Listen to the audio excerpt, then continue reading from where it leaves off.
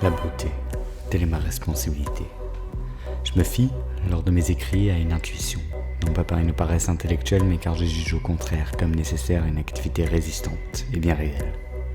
Cette année, on célèbre les 100 ans de la mort de Camille Saint-Saëns, une danse macabre qui résonne avec le désastre ambiant que nous subissons. Le statu quo n'était pas assez dramatique, celui-ci s'enracine, et par son long développement, des branches poussent aux feuilles empoisonnées. Parmi vous, certains découvrent certainement le chaos, et je vous félicite. Vous accédez à la cruauté, de laquelle on vous protège par des distractions les unes les plus médiocres que les autres. Ce premier contact avec le néant est comme un éclair révoltant, et tomberont des larmes, résultat du choc, un sentiment de trahison, de désespoir et de désillusion. Une colère née, et vous la gérez par une automutilation tragique. Pourtant, cet obstacle obscur pourrait bien être la chose la plus concrètement réelle que le monde vous a offert en cette basse vie. Permettez que je m'explique, en commençant par une interrogation. Peut-on se plaindre de notre condition si on la considère comme acquise ? Ce sol sur lequel reposent les fondements de nos acquis est pauvre, et l'eau qui arrose nos esprits impure et stérile.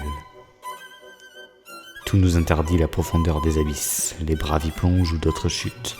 Le résultat, de prime abord, est un miroir, deux êtres qui ont abandonné leur vive humanité de l'enfance, se métamorphosant de créatures larvesques.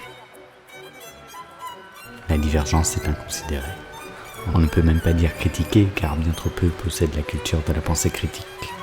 Cela revendique aussitôt leur ignorance volontaire, avec une extraordinaire fierté, toutefois superficielle comme fragile.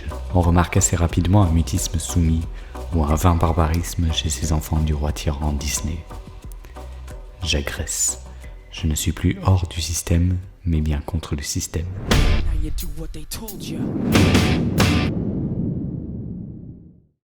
Mais qui serais-je à juger les larves sans parler des chenilles ? La séparation se fait à ce détail. La larve, pour répondre à cette douleur, se trouve un substitut, un sédatif. Esprit creux s'offre la superficialité d'un objectif défini. Sa vision est nécessairement monoculaire et ses convictions intuitives. Des croyances, il est persuadé d'avoir répondu à son besoin de croissance. Oui, même les larves sont en mouvement. Tâchons cependant de savoir distinguer la force de la chenille qui, par sa métamorphose, atteint la liberté profonde. Les chenilles, parmi les hommes, sont bien plus rares. Par leur détachement du commun des mortels, leur sensibilité s'étend au concept abstrait, à la spiritualité comme à la rationalité. L'esprit mérite la sculpture qu'on voudrait offrir au corps. Autrement, le cerveau s'atrophie. S'enfermer dans le cocon n'est qu'un pas vers ailleurs pour ces nobles gens, qui apprendront par cet enfermement solitaire, amenés à n'exister pour un temps que par et pour soi, à devenir papillons. Des ailes se déploient.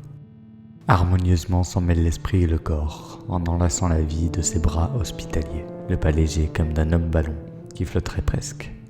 La musique devient une danse nouvelle, lyrique, physique, poétique, mais cette fois elle fait don d'une force de vivre. Et je voudrais crier.